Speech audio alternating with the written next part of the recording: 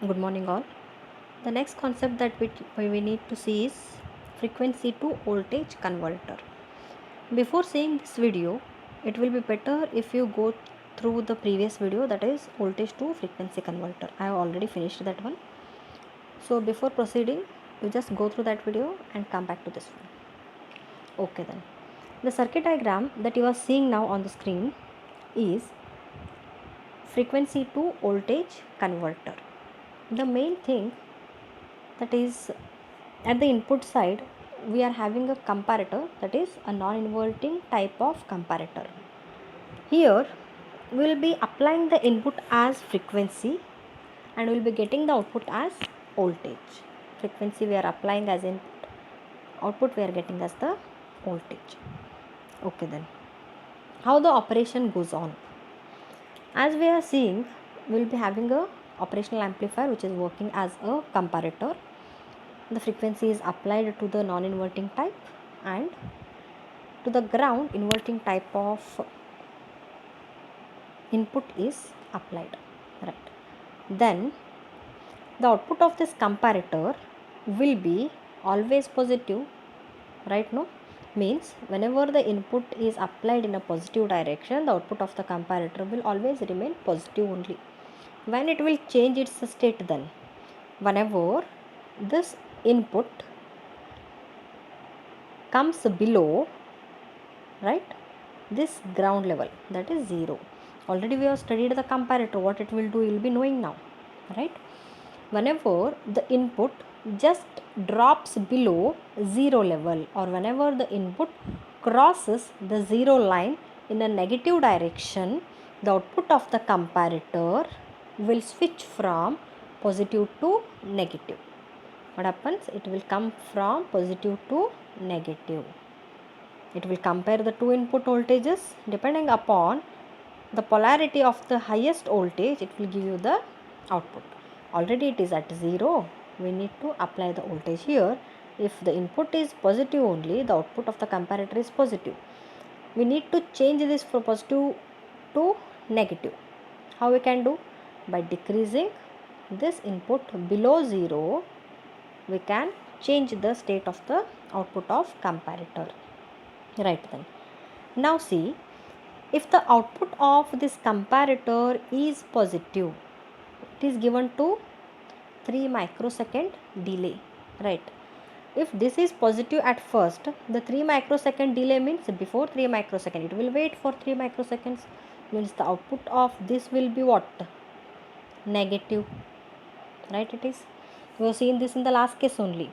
If the comparator output is positive, it is given to 3 microsecond delay, means before coming as positive, before 3 microseconds it will be negative. This negative voltage is applied to this, what it is, charge or discharge control circuit, right? If a negative voltage is given to charge or discharge circuit, it will be disabled. Low is given. If low is given, the circuit, that is the charge or discharge control circuit, will be disabled. If it is disabled, it will lose the connection with this V reference. It will not have any connection with the V reference. Okay.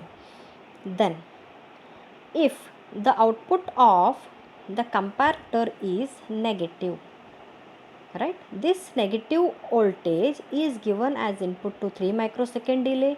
3 microsecond delay will be giving you the output as positive. If a positive is given to charge or discharge control, this will be enabled. If the charge or discharge control is enabled, then it will develop a connection with V reference, right? Then through this V reference, the C reference will get a connection which will make the C int here. What you are seeing, the capacitor here is integrating capacitor. The integrating capacitor will start to charge through this C reference, that is through V reference. V reference is the voltage that will make the C int to charge. How much it can charge? Up to a maximum level it can charge now, right?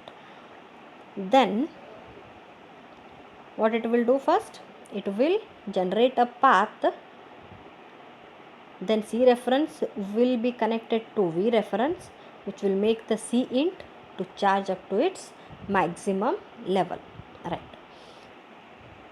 The capacitor can charge up to its maximum level, but if it wants to discharge, what it can do, it is only having only one path to discharge is resistor R int, but it is very much high, that is 1 mega ohm. Okay, then whatever the charge it is having across C int is nothing but the output voltage V out, right? It is, if the capacitor wants to discharge, it is having the only path to discharge is R, that is very much high, so the capacitor can't discharge through this. Then whatever the charge it is having, whatever the voltage across the capacitor we are having is nothing but the output voltage for us, that is V out. Now see, the next case will be this, the same case will be continued. Then whenever the output of the comparator again becomes positive, the state will be changed. This output of 3 microsecond delay will be negative. If this is negative, this will be disabled. If this is disabled, this connection what we have developed with C int will be disconnected. If this is disconnected, this C int cannot charge. If C int cannot charge, it need to discharge, but it is not having any path to discharge, right? It is because R int what we are having will be very much high, that is 1 mega ohm, through which it cannot discharge. So whatever the output we are getting will be V naught. This V naught is nothing but what? The voltage or the charge that C int is having across, right? It is. So what we are doing here, input frequency we are applying, we are getting the output voltage V naught, right? One more thing is, whatever the ripples are present on the output voltage V naught, the ripples that are present on the output voltage V naught is inversely proportional to the input frequency and the C int, right? What it is, V out is inversely proportional to the capacitor, that is C int, and frequency also, input frequency. Means we can reduce the ripples that are present on the output voltage by increasing the value of this C int. The integration capacitor value can be increased in order to decrease the number of ripples on the output voltage. Then the remaining things that we have seen in the last case are the F naught divided by 2 and F naught and F naught divided by 2. These are the frequencies that we can get out the output side, right? The remaining procedure will be as seen in the last case only. This output of 3 microsecond delay will be applied to divide by 2. This will complement whatever it is getting at the input side, right? Then this is the transistor Q1. If it is on, this will be low. If this is off, this will be high.